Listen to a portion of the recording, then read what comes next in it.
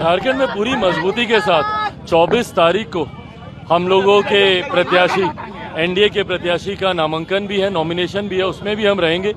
और लोगों में जो उत्साह है, हरियाणा चुनाव परिणामों के बाद जिस तरीके से लोगों में इस बात की उम्मीद विश्वास के साथ और बढ़ी है कि प्रधानमंत्री जी के नेतृत्व, उनके सोच वाली सरकार ही राज्यों का विकास कर सकती है। ऐसे में विपक्ष जिस तरीके से हरियाणा में हारा, उससे बड़ी हार की ओर अग्रसर होगा झारखंड में। अभी तो चुनाव लड़ने से पहले एक दूसरे के घटक दलों को ये लोग सम्मान नहीं दे रहे। राजद को जिस तरीके से साइडलाइन किया गया, खुलकर ये लोग एक दूसरे के ऊपर आरोप प्रत्यारोप ये लोग लगा रहे हैं। तो जो लोग गठबंधन में सीट बंटवारे में ही एक दूसरे का सम्मान नहीं कर रहे, तो ऐसे में चुनाव में कैसे अपने वोटर्स को कन्विंस करेंगे एक दूसरे के पक्ष में मतदान करने के लिए।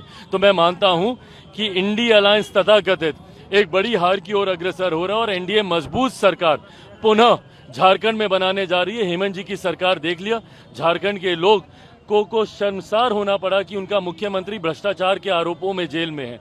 तो ऐसे में एक मजबूत एनडीए की सरकार अब झारखंड में बनने जा रही है। बिहार में भी चुनाव होने वाले हैं, उपचुनाव क्या रहेगा, नतीजा क्या आकलन है? मुझे पूरा विश्वास है कि एनडीए की सरकार, एनडीए की जीत इन चारों सीटों पर, उपचुनाव जो बिहार में 4 जगह पे होने जा रहे हैं उसमें भी होगी।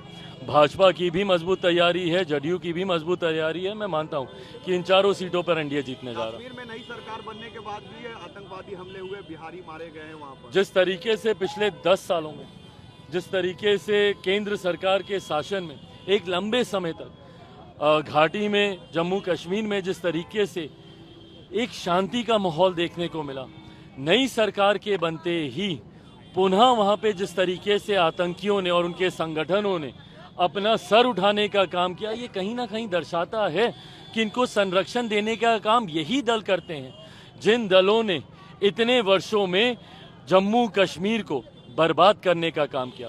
पिछले कुछ समय तक जब तक केंद्र का शासन वहां पर रहा, परिस्थितियों में सुधार आया, पर आज नई सरकार के बनने के बाद और पुनः उमर अब्दुल्ला जी जिस तरीके से वहां के मुख्यमंत्री बने हैं, जिस तरीके से आतंकी गतिविधियां दोबारा से सक्रिय हुई हैं, कहीं ना कहीं सरकार और ये लोग उनको संरक्षण देने का काम करते हैं, इसकी आशंका अब जाहिर होने लगी है।